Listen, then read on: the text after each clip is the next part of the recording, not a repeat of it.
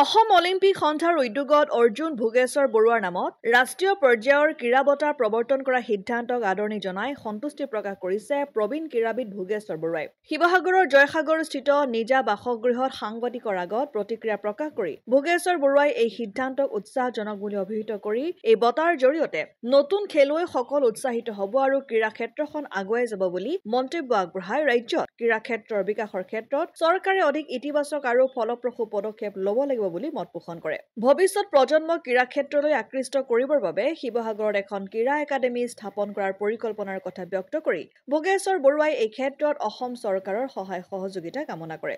Assam Olympic সন্থাই ক্ৰীড়াবিদগৰাকীৰ নামত 3টা বঁটা প্ৰদান কৰাৰ কথা ঘোষণা কৰিছে। বছৰৰ শ্ৰেষ্ঠ ক্ৰীড়াবিদ, ক্ৰীড়াত জীৱনজোৰা সাধনা আৰু বছৰৰ শ্ৰেষ্ঠ উদীয়মান ক্ৰীড়া প্ৰতিভা শিতানত বঁটাকেইটা প্ৰদান কৰা হ'ব। উল্লেখ্য যে প্ৰথমবাৰ এই বঁটাসমূহ আগন্তুক 3 ছেপ্টেম্বৰত অৰ্জুন ভোগেশ্বৰ বৰুৱাৰ জন্মদিন অৰ্থাৎ অভিৰুচি ক্ৰীড়া দিৱসৰ দিনা তেওঁৰ জন্মস্থান শিৱসাগৰত প্ৰদান কৰা হ'ব। এই বঁটাই নতুন ক্ৰীড়া প্ৰতিভা চিনাক্তকৰণ, খেলুৱৈসকলৰ মনোবল বৃদ্ধিত সহায় কৰাৰ লগতে ৰাজ্যত ক্ৰীড়া সংস্কৃতিৰ পৰিসৰ বৃদ্ধি কৰিব বুলি অসম অলিম্পিক সন্থাই আশা প্ৰকাশ কৰিছে। মইনো কি ক'ম বাৰু,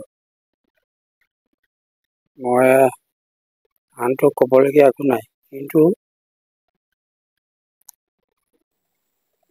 তেখেতসকলে যিটো ব্যৱস্থা কৰিছে মানে খেলুৱৈ জীৱনত এইবোৰ ল'ৰা ছোৱালীয়ে পাব লাগে।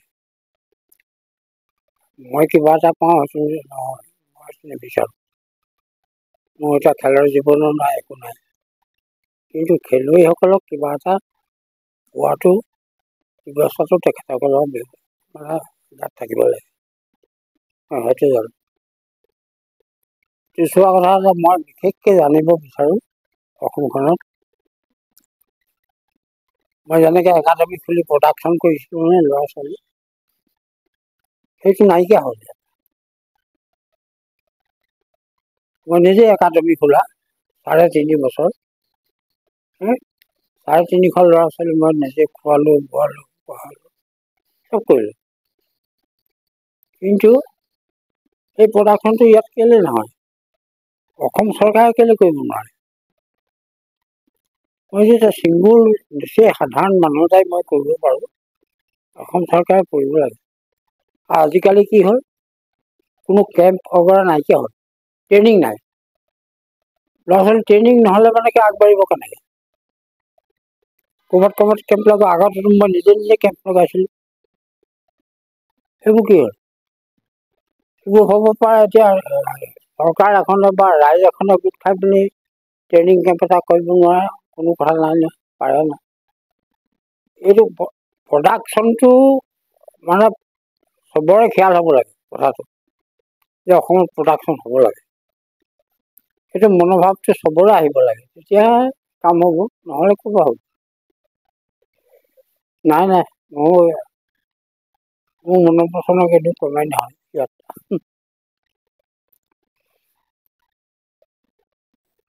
অকলে এটা মানুহে একাডেমি খুলি প্ৰডাকশ্যন কৰিছিল, ধেমালি?